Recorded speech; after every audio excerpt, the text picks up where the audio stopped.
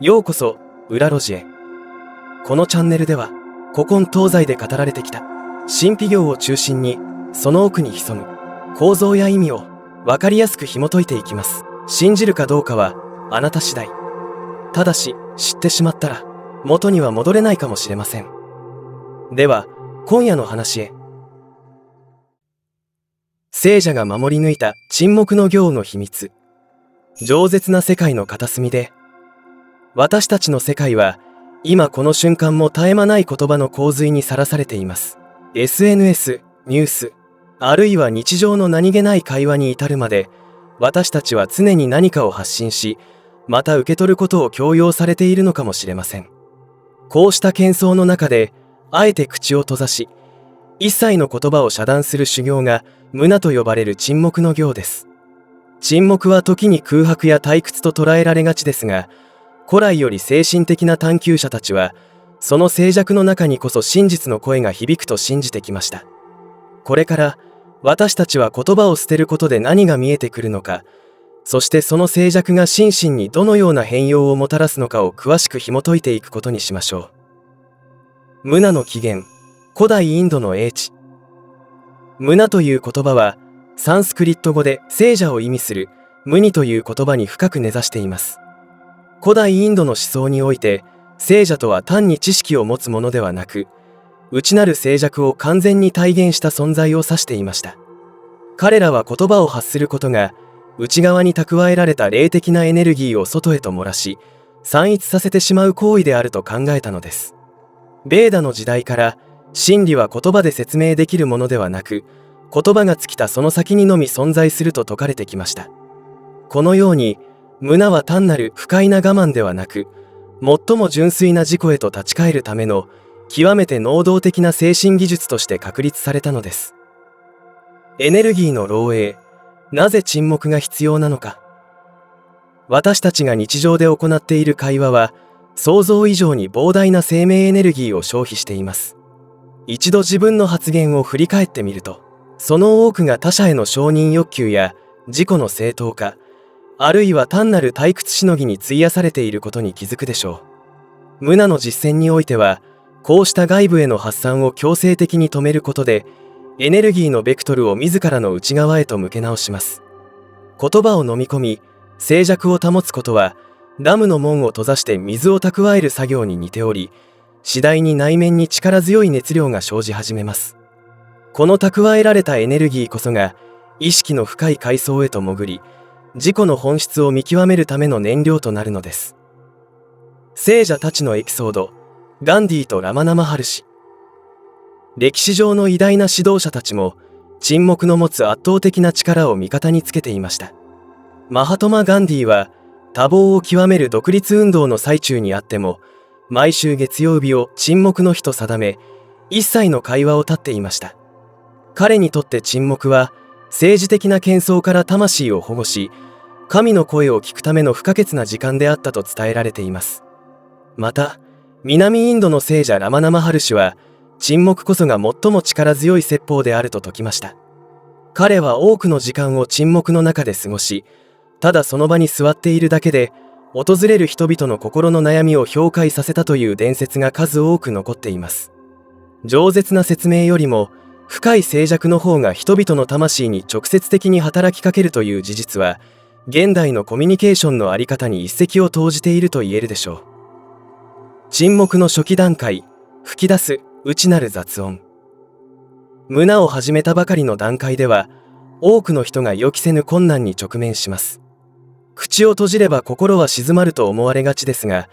実際には外部への出口を失った思考がより一層激しく頭の中で暴れ回る現象が起こるのです。未処理の感情や過去の記憶、どうでもいい音楽のフレーズが沈黙という静かな背景の上で鮮明に浮かび上がってきます。これは脳のデトックスが始まったサインであり、隠されていた内なる雑音を自覚する貴重なプロセスに他なりません。多くの人がこの騒がしさに耐えかねて沈黙を破ってしまいますが、そこを辛抱強く見守ることで次第に波はないでいくのです。脳科学から見た沈黙。情報の遮断と再構築。現代の科学的視点からも無名の効果は非常に興味深い形で裏付けられています。一定期間の沈黙は脳のデフォルトモードネットワークと呼ばれる領域に変化を与え、自己認識の再構築を促すことが分かってきました。常に外部の刺激に反応し続けている脳にとって、沈黙は加熱した CPU を冷却するような役割を果たします。また、言語中枢を休ませることで、普段は抑制されている非言語的な領域、すなわち直感や空間把握を司る領域が活性化し始めます。情報の入力と出力を一時的に停止させることは、脳内の情報を整理整頓し、不必要なデータを消去するための最適なメンテナンスとなるのです。聴覚と直感の研ぎ澄まし。胸を数日間続けると、感覚器官の感度が劇的に向上していくことに驚かされるでしょう。自ら音を発しなくなることで、周囲の微細な環境音や風のそよぎ、あるいは自分自身の鼓動の音が驚くほど鮮明に聞こえ始めます。これは生存本能が研ぎ澄まされる過程でもあり、私たちがどれほど日常的に音の壁によって世界から隔離されていたかを教えてくれます。視覚的な情報もまた、言葉によるラベル張りを介さなくなるため、より純粋で鮮やかな色や形として認識されるようになります。この洗練された感覚は、論理的な思考を超えた直感という形で、日常生活における判断の正確さを高めてくれるはずです。現代における沈黙の価値、デジタルデトックスの先へ。私たちは今、情報の飽和状態にあり、常に誰かとつながっていることが求められる時代を生きています。スマートフォンの通知音に追い立てられ、返信の義務に追われる生活は、私たちの精神を確実に疲弊させているのです。このような現代において、胸を短期間でも実践することは、究極のデジタルデトックスとしての意味を持ちます。誰にも返信せず、誰の意見も聞かず、ただ自分自身の存在だけを感じる時間は、失われた主体性を取り戻すための聖域となります。社会的な役割や肩書きから一時的に解放され、単なる呼吸する生命へと戻ることで、慢性的なストレスから根本的に回復することが可能となるのです。10日間のヴィパッサナー、沈黙の壁を越える。世界的に有名な瞑想合宿であるヴィパッサナー瞑想では、10日間という長期の聖なる沈黙が義務付けられています。これほどの長期間、目も合わさず会話もしないという体験は、多くの人にとって人生を揺るがすような深い洞察をもたらします。最初の数日は苦悩と雑念に支配されますが、5日目を過ぎる頃には、内なる雑音が静まり、鏡のような静寂が訪れると言われています。この静寂の中で、実践者は自分という存在が固定されたものではなく、絶え間なく変化する現象の連なりであることを体感するのです。最終日に沈黙が解かれた時、発せられる第一声は、以前の自分とは全く異なる重みと意識を伴ったものへと変化しているでしょう。効果、感情の安定と自己規律。胸を継続的に、あるいは定期的に行うことで、感情のコントロール能力は飛躍的に向上します。怒りや悲しみが湧き上がった時、通常であれば私たちは即座に言葉にしてそれを外部へとぶつけてしまいます。しかし、沈黙の行を経験した者は、その感情が湧き上がってから消えていくまでのプロセスを客観的に観察する癖が身についています。言葉による爆発という逃げ道を断つことで、感情そのものを内側で消化し、変容させる力が養われるのです。これは自分の反応を自分で選択できるという高いレベルの自己規律と自由を意味しています。